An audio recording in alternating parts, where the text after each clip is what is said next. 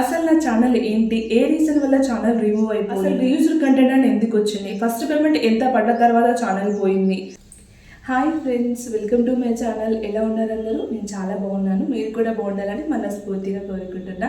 Already thumbnail చూశారు కదా. Recent వీడియోలో నాకు ఒక యూట్యూబ్ ఛానల్ ఉంది, బట్ అది ఫస్ట్ పేమెంట్ పడ్డాక ఛానల్ పోయింది అని చెప్పాను.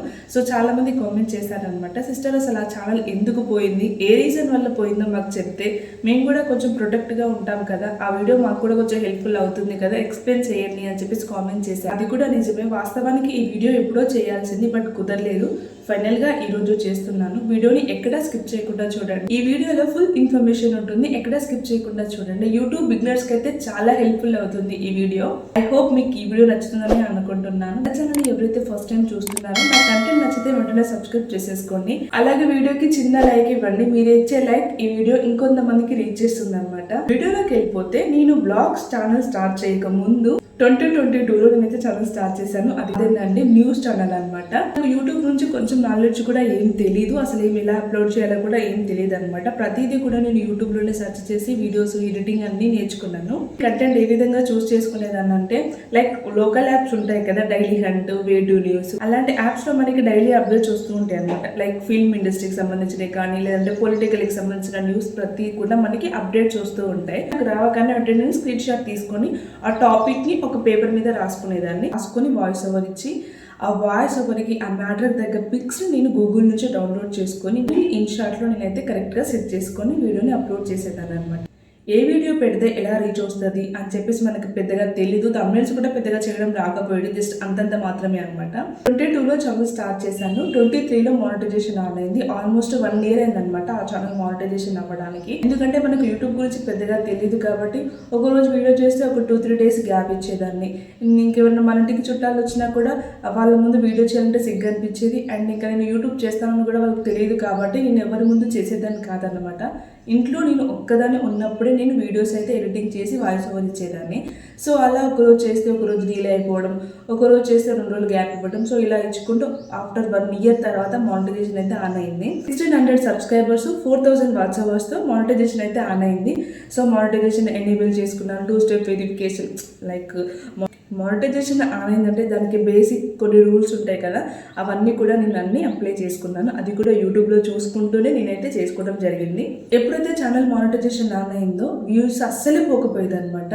ఏమైనా 10 members, 15 members, 20, 25, ఒక్కొక్కసారి 500 అలా అంతవరకే వ్యూస్ పోయేది. అదే ఏంది ఛానల్ మానిటైజేషన్ అయినా కూడా వ్యూస్ సరిగ్గా పోవట్లేదు అని చెప్పేసి చాలా బాధపడేది అనమాట. సరిగ్గా వీడియోస్ పోస్ట్ చేయకపోయేదని, ఎందుకంటే మనకు వ్యూస్ పోతేనే కదా ఇంకొంచెం అది థ్రిల్ వచ్చేది.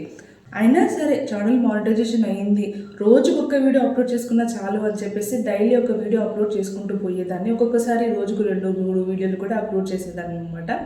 పొలిటికల్కి సంబంధించిన న్యూస్ అయినా చెప్పేదాన్ని, లేదంటే ఫిలిం ఇండస్ట్రీకి సంబంధించిన న్యూస్ అయినా కూడా నేను ప్రతిరోజు 3 లేదా 2 వీడియోలు అయితే అప్లోడ్ చేసుకుంటూ వచ్చాను అనమాట. మానిటైజేషన్ ఆన్ అయినాక 7 monthsకి నాకు ఫస్ట్ పేమెంట్ పడింది.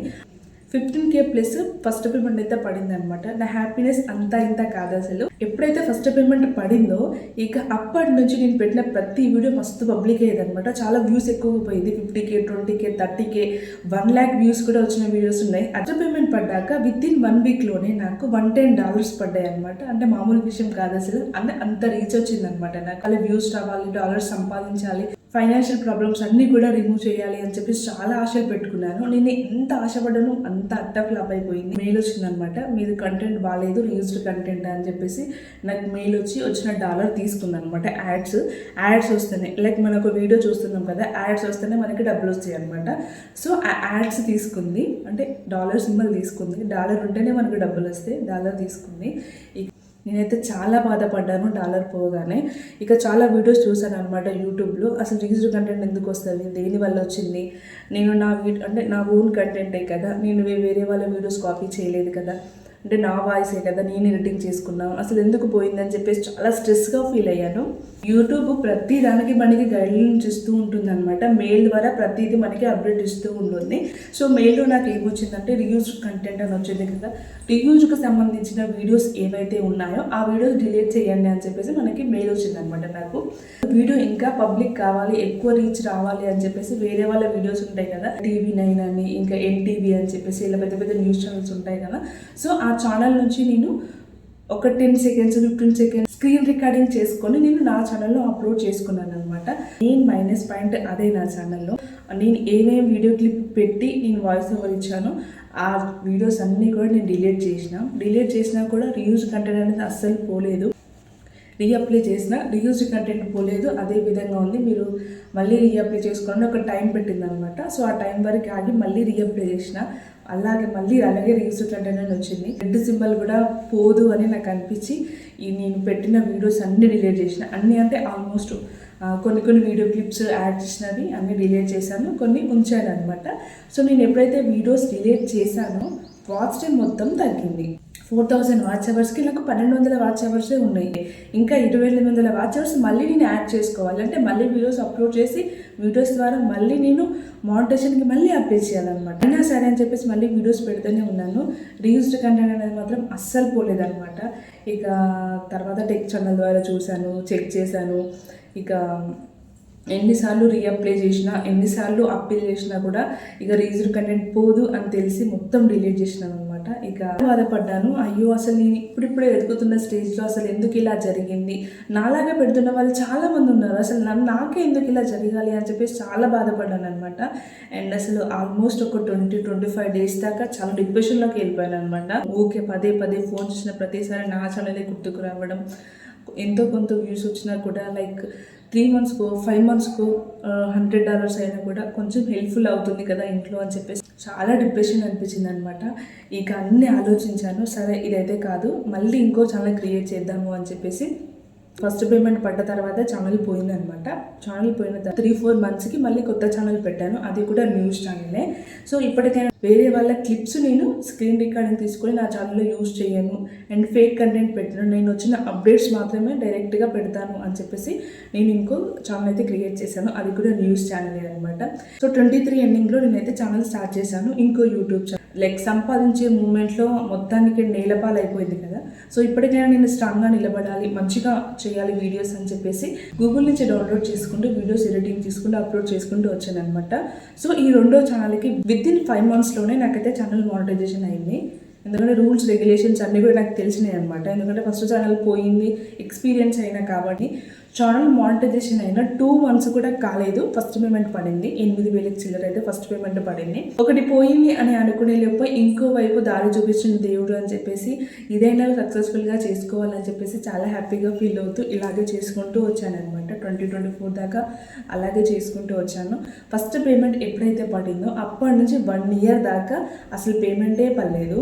వ్యూస్ కూడా అస్సలు పోకపోయేది అనమాట. ఎప్పుడో నెలకోసారి 1K పోయేది, 2 మంత్స్కోసారి 5K అలా పోకుంటూ వచ్చిందనమాట. వీడియోస్ అస్సలు పుష్ అయ్యేది కాదనమాట. ఏంటి ఇలా అని అలాగే వీడియోస్ పోకుండా మంచిగా డైలీ ఒక వీడియో పెట్టుకుంటూ పోతానని చెప్పేసి అలాగే పెట్టుకుంటూ వచ్చాను. ఇది కూడా 24లో రీయూజ్డ్ కంటెంట్ అనే వచ్చే ఛానల్ పోయిందనమాట. లేదు, చాలా విధాలుగా ఆలోచించిన కూడా సాంగ్ క్లిప్ కానీ లేదంటే వేరే వాళ్ళ వీడియో కానీ తీసుకోలేదు. జస్ట్ గూగుల్ నుంచి ఫొటోస్ డౌన్లోడ్ చేసుకొని నేను అప్లోడ్ చేశాను కదా, అసలు ఎందుకు ఇలా జరిగింది అని చెప్పేసి చాలా బాధపడ్డాను అనమాట. ఇక 2 ఛానళ్ళు పోయేసరికి అసలు మస్తు బాధపడ్డా. నేను రోజు అంటూ లేదు, మస్తు ఏడ్చేదాన్ని. ఆల్మోస్ట్ 2-3 మంత్స్ దాకా నేనుగా లేను, అంత డిప్రెషన్లోకి వెళ్ళిపోయినా.